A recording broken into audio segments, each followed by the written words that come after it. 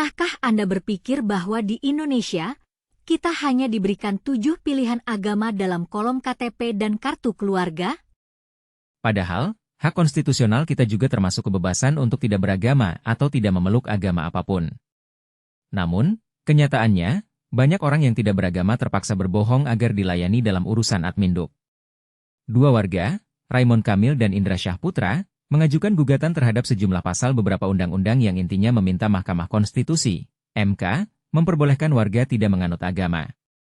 Mereka merasa hak konstitusional mereka dirugikan dengan sejumlah aturan yang menurut mereka mengharuskan warga negara untuk beragama atau menganut agama tertentu.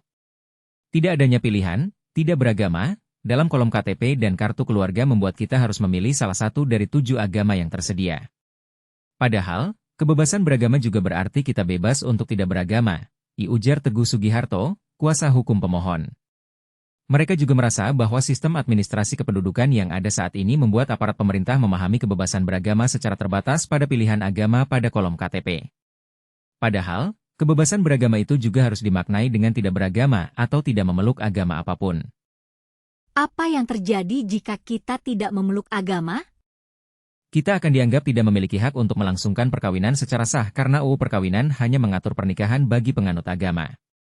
Kita juga akan diwajibkan mengikuti pendidikan keagamaan saat sekolah atau kuliah, tanya Teguh.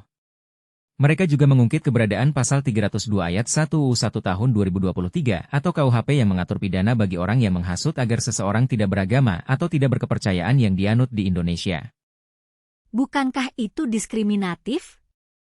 Mengapa hanya orang yang mendorong orang lain untuk tidak beragama yang dipidanakan, tapi tidak dengan orang yang tidak beragama sendiri? Tanya Teguh. Para pemohon pun mengajukan sejumlah petitum ke MK, termasuk meminta agar pasal 22 Undang-Undang Nomor 39 Tahun 1999 tentang Hak Asasi Manusia dan pasal 61 ayat 1 Undang-Undang Nomor 23 Tahun 2006 tentang Administrasi Kependudukan dinyatakan bertentangan dengan UUD 1945 dan tidak mempunyai kekuatan hukum yang mengikat. Apa yang akan terjadi jika kita diberikan kebebasan untuk tidak beragama? Apakah itu akan membuat kita lebih bebas dalam memilih keyakinan kita sendiri? Ataukah itu akan membuat kita lebih rentan terhadap diskriminasi? Simak terus untuk mengetahui perkembangan kasus ini dan bagaimana kita dapat berpartisipasi dalam memperjuangkan hak konstitusional kita.